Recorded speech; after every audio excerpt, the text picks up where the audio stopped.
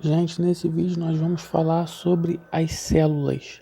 Em primeiro lugar, o que é uma célula?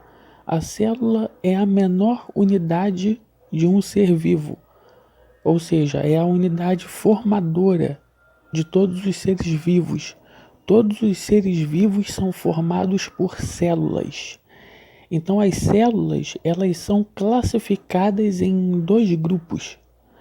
O grupo das células eucariontes e as células procariontes. São esses dois grupos aí de células. As células eucariontes, elas vão formar as células animal e as células vegetal. As células animais e as células vegetais são células eucariontes. Ou seja, os animais e as plantas são seres vivos que contêm células eucariontes.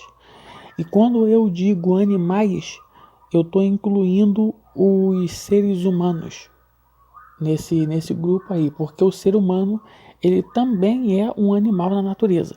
A única diferença do ser humano para os outros animais é que o ser humano ele possui a racionalidade, e os outros animais não possuem.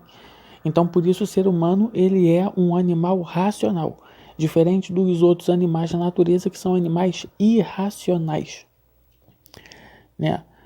Então, as células eucariontes, elas vão formar as células animais e vegetais.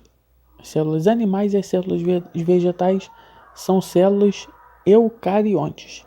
Então, para resumir, os animais, incluindo o ser humano, e as plantas são seres vivos que contêm células eucariontes. E do outro lado, do outro grupo de células, são as células procariontes. As células procariontes são aquelas células que vão formar as bactérias. As bactérias vão ser células procariontes. As bactérias vão ser seres vivos que contêm células procariontes. Então nós temos esses dois grupos aí, as células eucariontes, das quais fazem parte as células animais e as células vegetais, e as células procariontes, das quais fazem parte as células bacterianas. Então as bactérias são seres vivos procariontes. Essa é a única diferença entre as células eucariontes e as células procariontes? Não, não é a única diferença.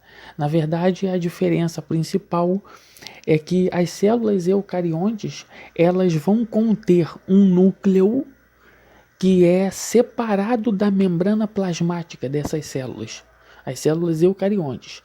Enquanto que nas células procariontes, elas não possuem núcleo. Então, o material genético das células procariontes fica espalhado por toda a célula, justamente porque a célula procarionte não contém um núcleo. É no núcleo da célula que fica o DNA do ser vivo, o material genético do ser vivo. Como as células procariontes não têm um núcleo, elas também não têm... Elas também... Como é que se diz? Como essas células procariontes elas não contêm um núcleo, o material genético delas fica espalhado aí por toda a célula, né? Então nós temos aí as células eucariontes, as células procariontes, né? Agora nós vamos falar mais especificamente sobre cada uma dessas células. Eu vou deixar a célula animal por último, vamos falar primeiro sobre a célula vegetal. A célula vegetal, como ela é uma célula eucarionte igual à célula animal, então a célula vegetal ela é parecida com a célula animal. A única diferença é que a célula vegetal ela contém uma parede celular que dá uma certa rigidez a essa célula, né? Mas e a outra diferença também é que ali na célula vegetal nós vamos ter organelas, estruturas que vão formar essa célula, que são estruturas diferentes das estruturas que contém na célula animal. Mas essencialmente a vegetal e a animal elas são parecidas. Então falei sobre a vegetal, agora nós vamos falar sobre a célula bacteriana. A célula bacteriana, como vocês podem ver, ela é uma célula que é diferente já da célula vegetal e, consequentemente, também diferente da célula animal. A célula bacteriana é o que vocês estão vendo aí. Ela não contém o núcleo, a estrutura dela é super diferente, ela não contém o núcleo, então o material genético dela fica espalhado aí por toda a célula. Vocês podem ver que até a estrutura da célula é diferente. E a célula animal, que eu deixei por último aqui, a célula animal é aquela célula que vai formar os animais, incluindo os seres humanos. E a célula animal ela é dividida em membrana plasmática, citoplasma e núcleo, basicamente, esses três elementos, né? Existem mais aí, mas basicamente são esses três. A membrana plasmática, qual é a função da membrana plasmática? A membrana plasmática é essa parte que fica em volta da célula, é a borda da célula, né? Onde está escrito aí membrana plasmática. A membrana plasmática, ela tem uma função que é chamada de permeabilidade seletiva. O que significa isso? A membrana plasmática ela seleciona tudo aquilo que vai entrar dentro da célula, tudo aquilo que vai sair de dentro da célula. Então ela funciona como uma espécie aí de porteira na célula, né? Seleciona o que entra e seleciona o que sai. Então ela tem essa função de permeabilidade seletiva.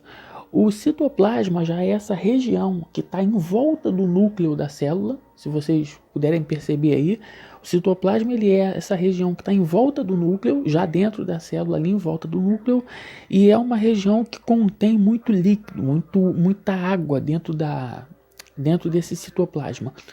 Na verdade, as organelas, essas estruturas que vocês estão vendo aí dentro do citoplasma, dentro dessa região do citoplasma, elas são estruturas que ficam boiando ali na água do citoplasma, né? Essas são as organelas que vão formar a célula animal.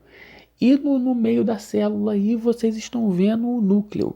É dentro do núcleo, como eu disse anteriormente, que vai ficar o DNA dos seres vivos, que vai ficar o material genético dos seres vivos.